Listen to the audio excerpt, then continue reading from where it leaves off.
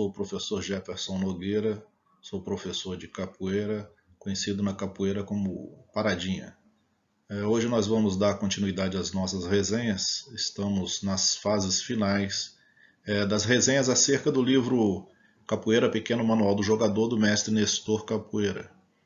Então, nessa resenha de hoje nós vamos falar da marginalidade nas cidades do Rio de Janeiro, na cidade de Salvador e na cidade de Recife, no período compreendido entre 1900 e 1930. Então vamos nessa. Esse período de 1900 a 1930, nesses três grandes centros, nesses três grandes polos exportadores, digamos assim, de capoeirista para o Brasil, que foi Recife, Salvador e Rio de Janeiro, nós tivemos diversos personagens históricos que têm muita importância na história da capoeira, ficaram muito no imaginário coletivo do capoeirista. Em Recife nós tivemos os moleques da banda. O que eram os moleques da banda? As bandas de carnavais saíam às ruas e nas vielas de Recife, e à frente das bandas iam os capoeiristas, aqueles mais espertos, aqueles mais aptos a defender os componentes da banda. Não raro, quando uma banda encontrava com a outra, acontecia lutas violentas no sentido de defender a sua banda. Então, tal qual acontecia nas maltas que nós vimos lá em Recife, as bandas de carnavais, quando se encontravam, os capoeiristas ali tinham brigas violentas na defesa da sua banda. Esses movimentos de capoeira deram origem ao passo, que é o passo do frevo. Dentre os grandes nomes que nós tivemos em Recife, os valentões dos carnavais de Recife, nós podemos encontrar Jovino dos Coelhos, Nicolau do Poço, João do Totó, e o mais temido de todos era o Nascimento Grande. Era o mais temido e o mais violento. Já em Salvador, nós temos o protagonismo, que é o besouro, Manuel Henrique, é considerado o besouro de Magangá, que nasceu em Santa Amaro no início do século XX, teria tido como mestre um escravo chamado Tio Alípio, e foi mestre do famoso capoeirista Cobrinha Verde. Vamos ver mais adiante alguns detalhes sobre a vida desse personagem histórico. Então, Manuel Henrique, o besouro, não gostava de polícia, né? Assim como todos os grandes capoeiristas desta época, eles haviam um confronto direto com policiais, justamente por causa da repressão policial, a prática da capoeira, como nós vimos na aula anterior. Era temido por ser um faquista hábil e muito perigoso. O que era faquista? É aquele lançador de facas, né? Além de ser um exímio capoeirista, ainda tinha essa habilidade extra que era usar a arma branca, a faca, com muita habilidade. O autor nos diz o seguinte: a lenda conta que o próprio besouro, que era analfabeto, quem levou o bilhete indicando-o como a pessoa a ser morta em 1924.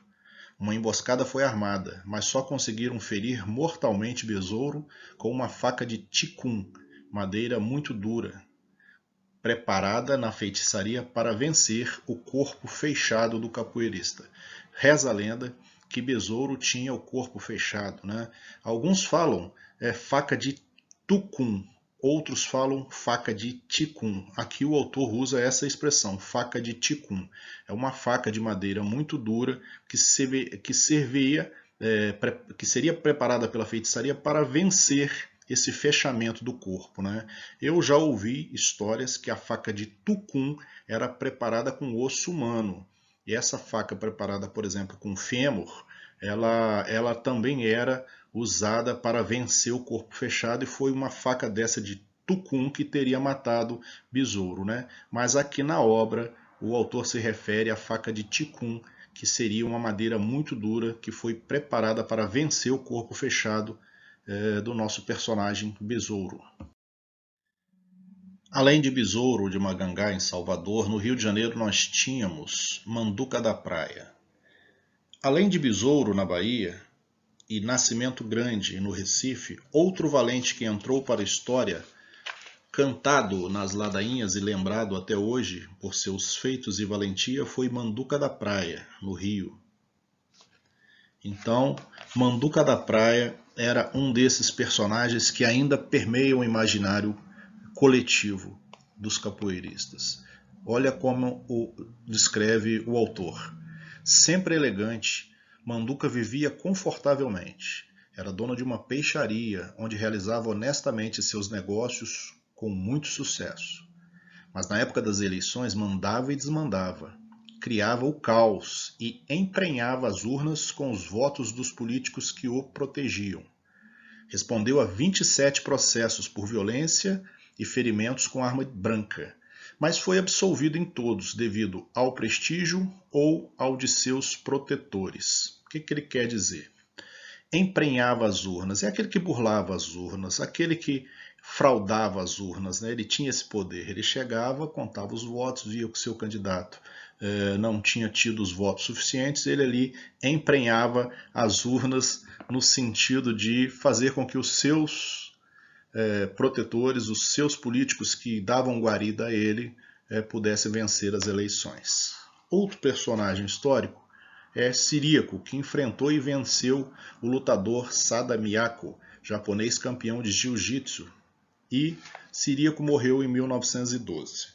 Vamos ver aqui o que o autor nos fala sobre esse personagem Ciríaco.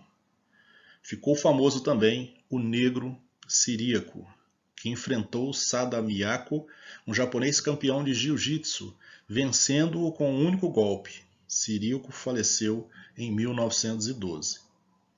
A capoeira do Rio de Janeiro foi desbaratada pela perseguição policial, que veio com a proclamação da República em 1889.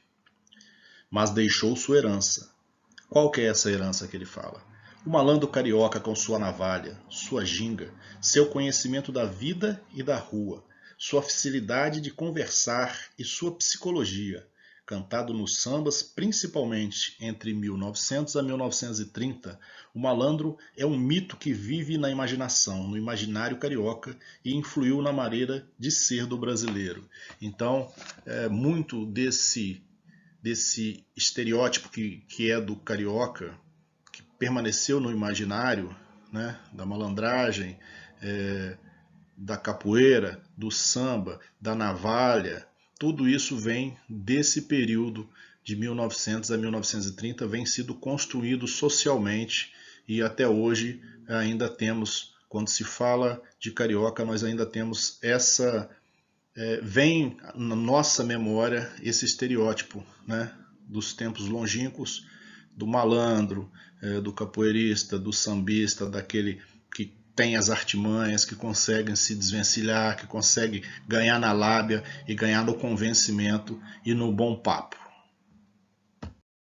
Caminhando um pouco mais agora, de 1930 a 1950, nós vamos falar de dois ícones da capoeira, que o autor trata como dois ícones, né, que ele trata aqui como os ancestrais mitológicos da capoeira, que foi Mestre Bimba e Mestre Pastinha.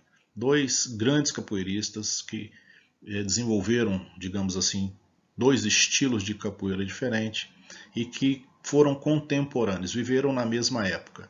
Ambos baianos, do período de marginalização da capoeira, no período crítico ainda de 1930 a 1950, quando a capoeira ainda era proibida, né?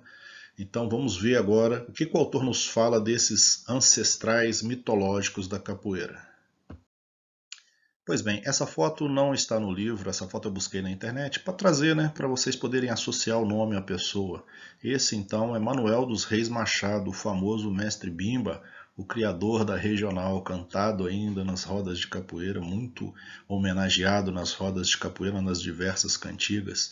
Ele nasceu em 1900 e morreu em 1974 em Goiás. Seus restos mortais foram tragos depois, posteriormente, por seus alunos, para a cidade de Salvador e lá se encontram. Então aqui nós temos a figura lendária de Manuel dos Reis Machado, que foi criador, na verdade, da chamada luta regional baiana e que hoje nós conhecemos como capoeira regional. Então Mestre Bimba se iniciou na capoeira com 12 anos de idade. Ele teve como orientador, como um mestre, digamos assim, um africano chamado Bentinho, que ensinou ele os primeiros passos da capoeira. Ele traz na sua história a criação da luta regional baiana. Então o mestre Bimba pegou a capoeira que se jogava naquele momento, a capoeira que se tinha, que uns chamam de capoeira Angola já, outros não, outros chamam de capoeira primitiva. Não cabe aqui a gente entrar nesse debate agora. Então, Bimba pegou a capoeira da época e transformou, colocou elementos nela que a transformou para a luta regional baiana.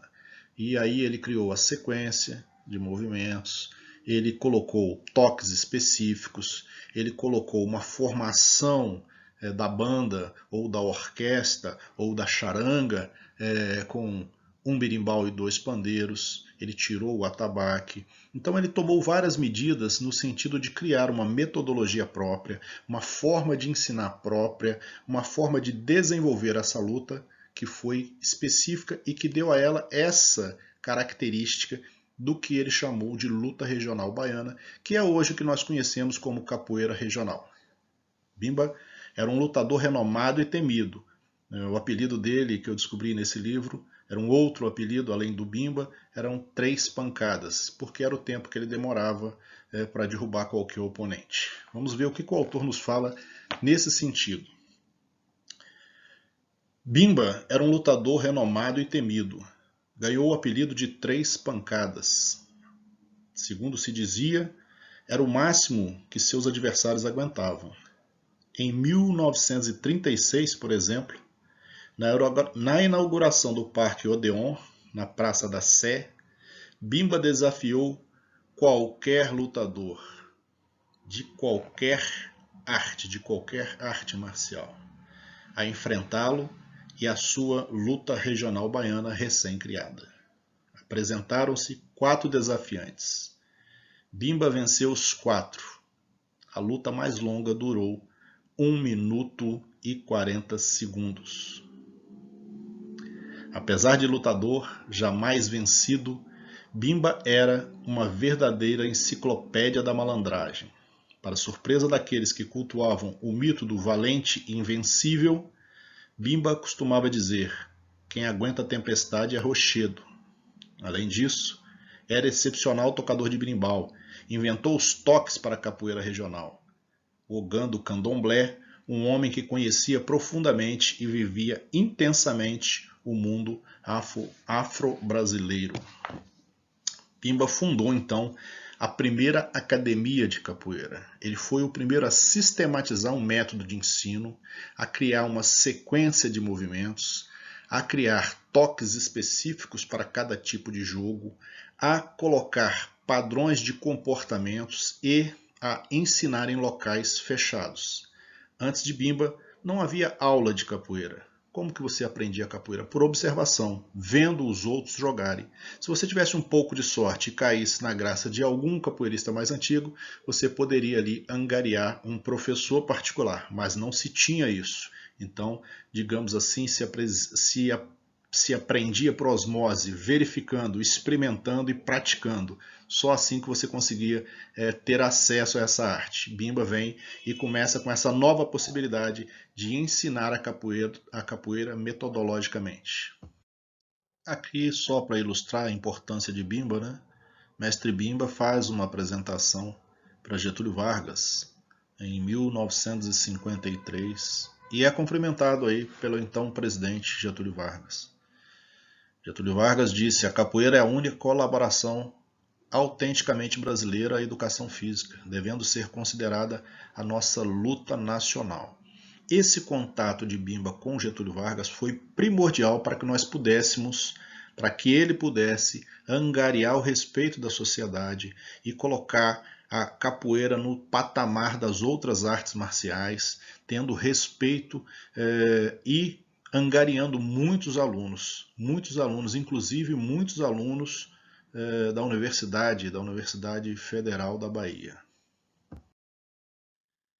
Vicente Ferreira Pastinha, grande mestre Pastinha, nasceu em 1889 e morreu no dia 13 de novembro de 1981, conforme nos diz a velha cantiga, a velha ladainha, né?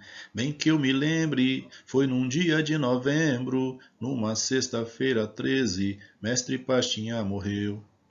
Iniciado por Benedito, começou a ensinar após Mestre Bimba. Então, o Mestre Pastinha começa a ensinar também metodicamente após essa iniciativa de Mestre Bimba, após Mestre Bimba ter criado a primeira academia do Brasil.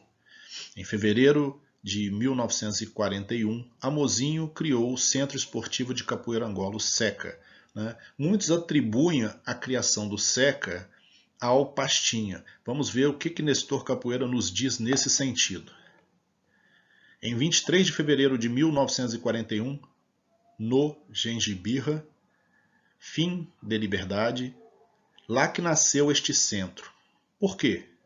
Foi Vicente Ferreira Pastinha que deu o nome de Centro Esportivo de Capoeira Angola. Fundadores: Amozinho, este era o dono do grupo.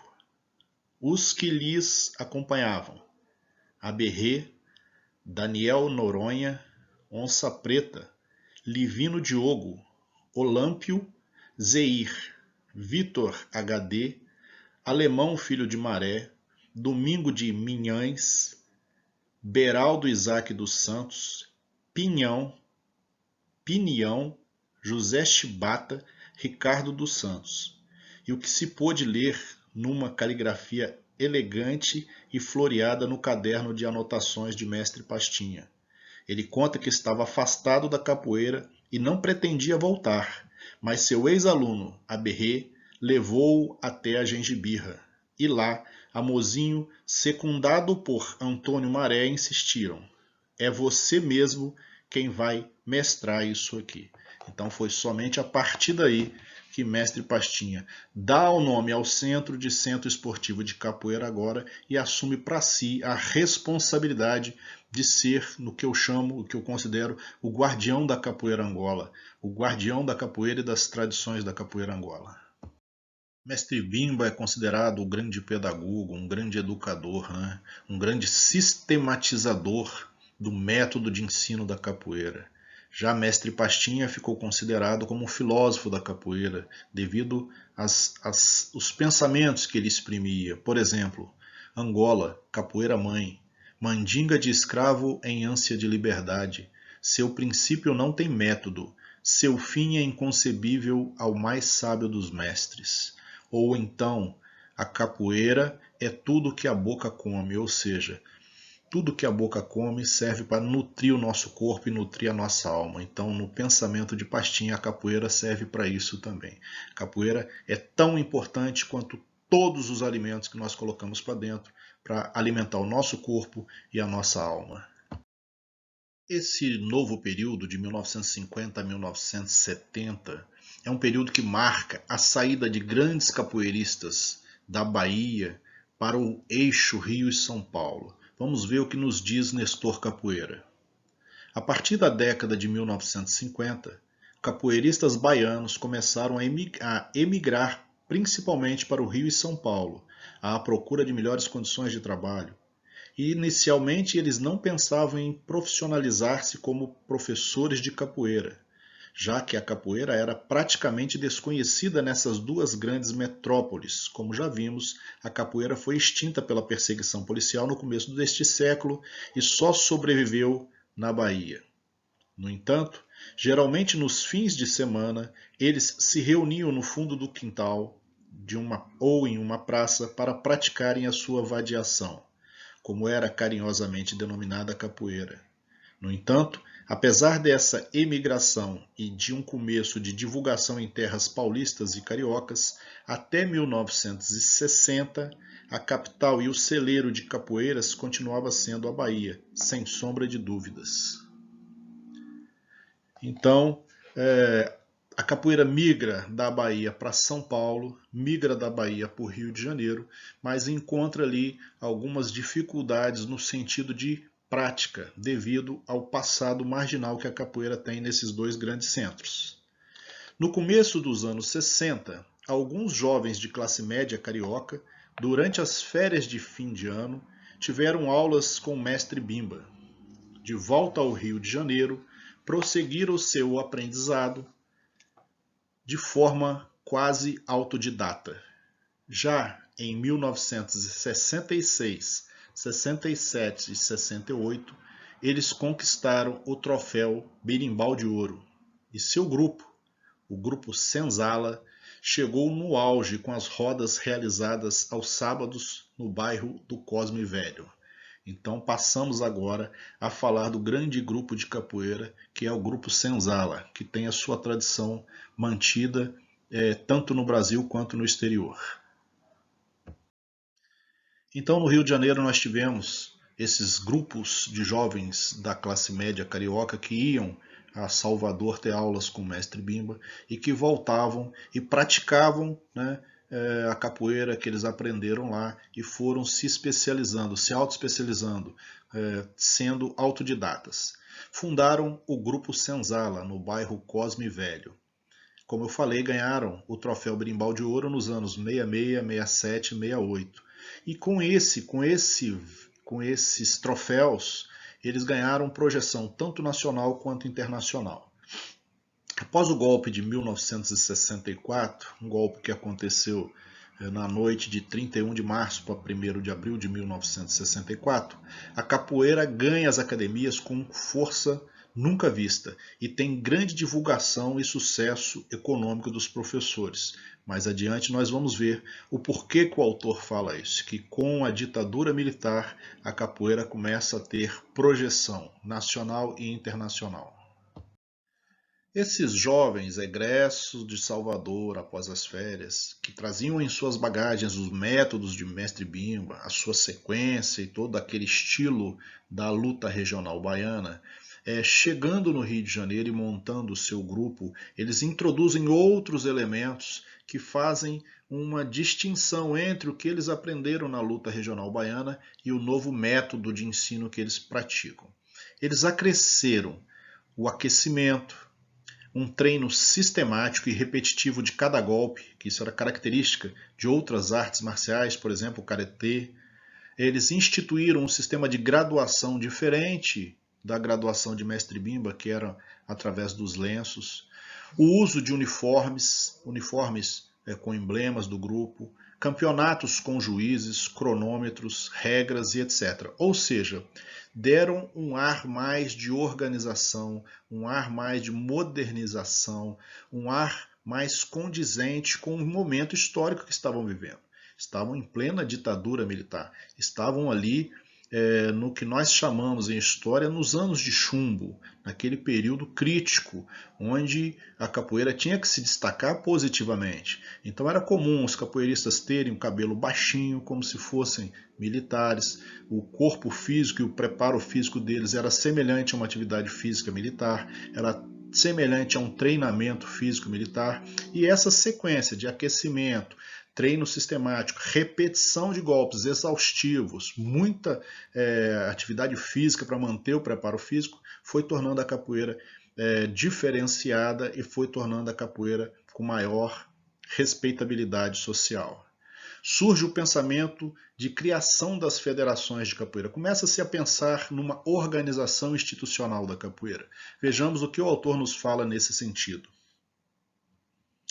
Ao método de ensino de Bimba, através das sequências, aos poucos foram adicionados uma ginástica de aquecimento, no início das aulas, treino sistemático e repetitivo de cada golpe, uma graduação para os alunos através de cordas ou cordões de diferentes cores amarrados na cintura, o uso obrigatório de uniforme durante as aulas.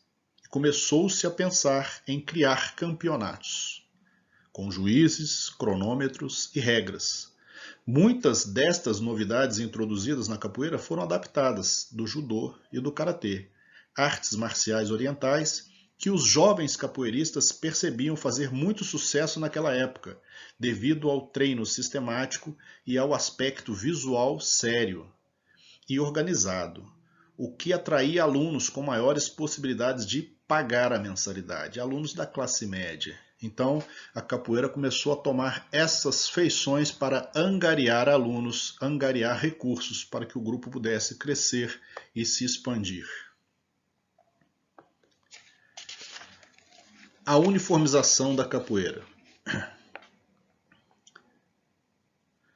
Com o tempo, e talvez devido ao pouco caso que muitos capoeiristas fizeram da política dura e das ameaças, as federações e confederações tornaram-se mais flexíveis, abrindo espaço para as diferentes correntes existentes no mundo da capoeiragem. Mesmo assim, sua influência e peso continuou limitada, Com o advento, bem mais tarde, já na década de 90, da chamada Lei Zico, que permitia outros órgãos desportivos paralelo à existência das federações e confederações, a importância dessas entidades oficiais subordinadas ao Conselho Nacional de Desporto, CND, e ao Ministério da Educação e Cultura caiu mais ainda. Mas em futuro próximo, se o ensino da capoeira se tornar a opção de educação física nas escolas, é provável que cresça a importância das confederação de capoeira ou algum outro novo órgão oficial ligado ao MEC. Então aqui, já na década de 80, se tinha toda uma discussão acerca da organização da capoeira em federações, confederações. Hoje nós já temos confederações estaduais, nós já temos uma confederação nacional, nós temos a Associação Brasileira dos Professores de Capoeira e diversos outros órgãos e entidades que organizam a capoeira, só que não de forma unificada, mas de forma a atender às demandas de cada região. A capoeira na década de 90. Depois da criação da capoeira regional por mestre Bimba, na Bahia na década de 30, e do grande sucesso do Grupo Senzala no Rio de Janeiro nos anos 60 e 70, paralelamente à criação das federações de capoeira e à realização de campeonatos, parecia que a capoeira Angola vivia melancolicamente seus últimos dias. Alguns mestres da velha guarda da Angola continuavam em atividade, e havia até um outro jovem angoleiro ensinando, mas completamente obscurecidos pelo sucesso do novo estilo regional Senzala.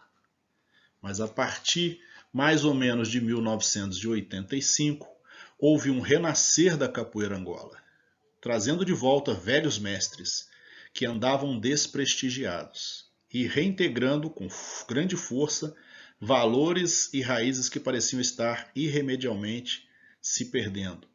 É curioso notar que essa reviravolta que trouxe a capoeira Angola de volta foi completamente inesperada. E do ponto de vista sociológico, antropológico e histórico, absolutamente inexplicável.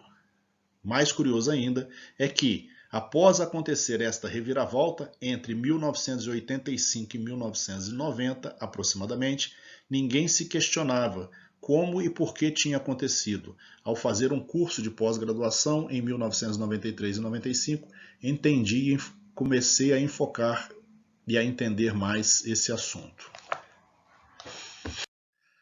Força da regional Senzala e Angola. Aqui o autor nos fala o seguinte: houve um período em que a capoeira regional estava na sua efervescência e junto com ela surgiu um novo estilo, que é o estilo do grupo Senzala, que o mestre Nestor nos fala de regional Senzala.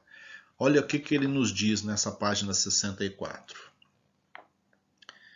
Por outro lado, à medida que a capoeira Angola e os mestres tradicionais perdiam terreno, a nova geração regional Senzala, em sua maioria vinda da classe média, estava tendo enorme sucesso e fazendo dinheiro.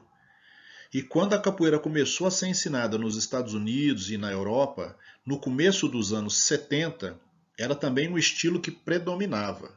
Mas, apesar do crescimento e aceitação por parte da sociedade, alguns, como Muniz Sodré, sentiam que algo estava perdendo-se pelo caminho. No entanto, apesar de todas as críticas que possamos fazer à regional Senzala, vale a pena ressaltar um fato importante. Foi essa geração e o método empregado por ela que divulgou e expandiu a capoeira e por todo o Brasil e o exterior. E foi também a regional Senzala que proporcionou aos professores, aos mestres de capoeira, possibilidades de dinheiro e status que antes não existiam. Possibilidades de hoje, que hoje em dia ninguém está disposto a abrir mão para voltar, abre aspas, à autenticidade dos bons e velhos tempos. Sejam eles capoeiristas regionais Senzala, angoleiros ou qualquer outro tipo de estilo. Então, o mestre nos fala aqui dessa movimentação e desse vínculo, dessa inclusão da capoeira no circuito digamos assim, profissionalizante, no circuito do dinheiro, no circuito do mercado mesmo da atividade física, tal qual as outras atividades marciais, a todas as artes, a todos os esportes. A capoeira começa aqui a dar prestígio. Dizer que você era um professor de capoeira significava que você, naquele período, estava por cima, você tinha o status, porque o dinheiro estava correndo, tinha representação no exterior e as coisas iam muito bem. Fala do ressurgimento da capoeira Angola em 1985. Vamos ver o que ele nos fala aqui. Mas a partir mais ou menos de 1985 houve um renascer da capoeira Angola. Por que ele fala renascer da capoeira Angola? Vamos abrir um adendo aqui. Porque com essa efervescência da regional e com esse ressurgimento do que ele chama de capoeira regional senzala, houve um esquecimento dos velhos mestres. A capoeira Angola estava meio adormecida, coisa que a partir de 85 ela começa a ressurgir, trazendo de volta velhos mestres que andavam desprestigiados e reintegrando com grande força valores e raízes que pareciam estar irremediavelmente se perdendo. Ou seja, a capoeira Angola começa a voltar com força e hoje nós podemos notar a força que a capoeira Angola tem. A capoeira Angola está em diversos países, a capoeira Angola hoje ela domina as redes sociais, a capoeira Angola hoje ela ganhou a simpatia porque ela retrata a questão da ancestralidade, dos respeitos aos ancestrais, aos mestres mais antigos, e ela também está muito ligada a musicalidade. Então a capoeira Angola ressurgiu em 85 e permanece ativa até os dias de hoje. Bem, mais uma aula um pouquinho longa, né? Eu ainda tive que me esforçar muito para deixar vários assuntos, várias partes interessantes de fora, mas é isso mesmo, né? Eu tive pensando em reduzir os vídeos, mas aí eu me lembrei, isso aqui, a conotação aqui é uma aula, e uma aula geralmente se tem em 50 minutos, nós estamos fazendo aí em 30, 35 minutos, então nós estamos numa aula ainda bem light, numa aula ainda bem tranquila. Apesar da extensão do vídeo, o assunto é complexo, a riqueza da obra poderia nos prolongar aqui por mais 10 partes, porque eu deixo realmente muita coisa de fora, muitos detalhes ficam de fora dessa explanação, porque eu tenho que adequar aqui a minha fala dentro de uma certa lógica, para que nós possamos ter uma sequência, um raciocínio lógico para o entendimento da obra como um todo. Faltam ainda mais 2 ou 3 partes, salvo engano, e nós vamos concluir essa obra e partir para um outro clássico que eu ainda não defini, e nos próximos vídeos eu defino e falo para vocês qual será a nossa próxima resenha. Quem não lê, mal ouve, mal fala e mal vê Monteiro Lobato. Capoeirista fortalece capoeirista. Deixe seu like, se inscreva no canal, divulgue, ajude o canal a crescer, porque a nossa intenção aqui é simplesmente compartilhar conhecimento. Axé, salve!